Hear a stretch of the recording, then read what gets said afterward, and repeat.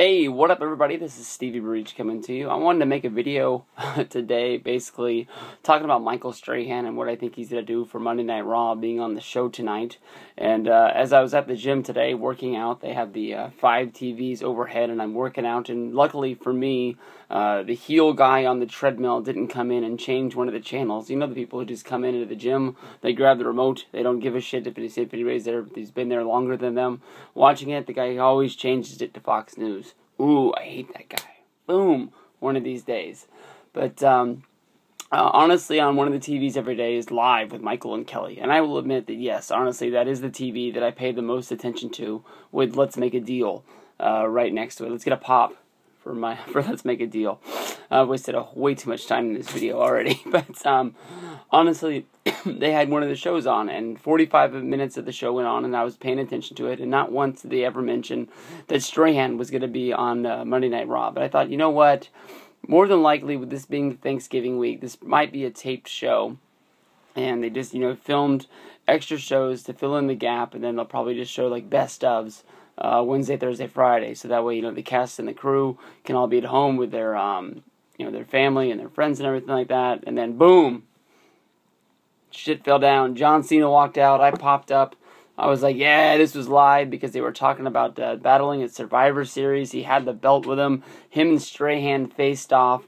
Honestly, I think everybody knows that at WrestleMania last year, Michael Strahan was there. He sat front row. He was there as John Cena's friend. Actually, a couple weeks ago, when they were doing a tour of Michael Strahan's office on the show, he is probably one of the only people in the world that has that WrestleMania 29 plaque. And I'm not talking about the John Cena plaque up there. I'm talking about the one of the stadium, of the aerial view with like all the people in there, and it just says, MetLife Stadium. I don't remember how many people were there. 80,000 people. Strahan is one of the only people that are there. I'm not hoping for the world here with Strahan being on Raw as the guest host. It's been a while since we've seen one, and honestly, off the top of my head, I can't even remember the last time they did it. Actually, if you were to ask me when the last time they had a host it would be WrestleMania 27 with the Rock, but I'm sure they've done one somewhere along the way. I don't know what gimmick they're going to go with, if he's just going to be there to wave hi to the fans and all that shit, but I don't know. You got to think of, when I think of Michael Strahan, I always think of Lawrence Taylor. Both guys played for the New York Giants. One was a linebacker, one was a defensive end. Both of them sort of, changed their position for football. Both of them are really great, all pros. Both of them are Hall of Famers. One of them's been busted for crack a few times. One of them had a failing show on on the Fox network that you can now see on Netflix. But if Lawrence Taylor was going to be able to be there and wrestle like he did at WrestleMania 12, and you can debate whether that was a good match or not, but as a kid, honestly, for that building up angle, I thought that they did that honestly really good. It wasn't like they just signed a match and said a celebrity was going to be at WrestleMania. They went all out. They had him there front row at the Royal Rumble when Bam Bam got eliminated. Bam Bam immediately got into an angle where they went into a shoving match, and that felt like national news, with like Mean Gene Okerlund, breaking in, saying that there was a confrontation and that wasn't supposed to happen. You're like, oh shit. When worlds collide, I think everybody's seen, WrestleMania 2, when they have the battle royal between the NFL stars and the WWF stars.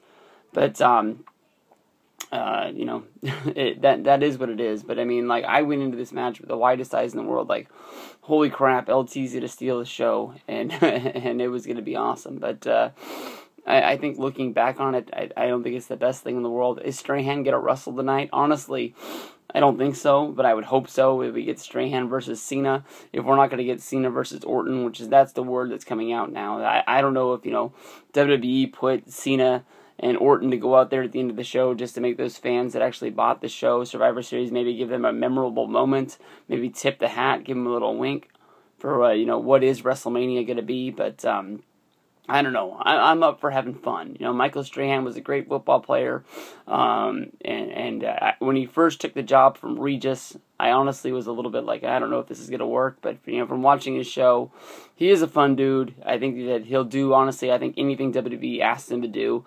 I don't think he'll be the best Raw host of all time, which I give that hat to Jeremy Piven, one of the only guys to ever come on the show and not be babyface. Well, he was babyface for a minute, and then he turned heel at the end of the show, which is what I think puts him over the top. I think most celebrities that go on that show are going to want to be painted in a positive light and such, but we'll see. Monday Night Raw, Cena versus Orton, is it going down? Michael Strahan in the house. Peace out.